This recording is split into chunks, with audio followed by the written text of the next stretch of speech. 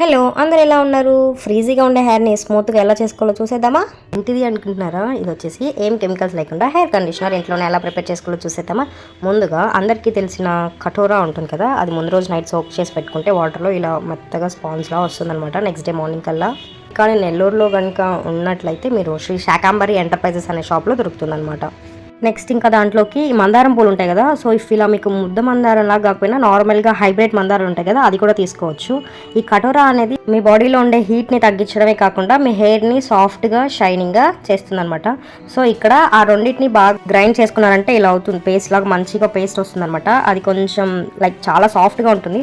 If మీకు అది సరిగా మిక్స్ అవ్వట్లేదు అంటే మీరు కొంచెం లిటిల్ బిట్ ఆఫ్ వాటర్ కూడా యాడ్ చేసుకోవచ్చు. ఇది ఎలా యూజ్ చేయాలి అంటే, మీరు హెయిర్ వాష్ చేసుకున్న తర్వాత ఒక 10 minutes పాటు మీ స్కాల్ప్కి హెయిర్కి బాగా అప్లై చేసుకొని ఆఫ్టర్ దట్ నార్మల్ వాటర్తో వాష్ చేసుకోవచ్చు. ఇంకా మరెన్నో టిప్స్ అండ్ ట్రిక్స్ కోసం ఛానల్ని సబ్స్క్రైబ్ చేసుకోవడం మర్చిపోకండి. వెళ్ళొస్తాను మరి, బాయ్ బాయ్. మీరు కూడా ట్రై చేసి కామెంట్ చేయండి.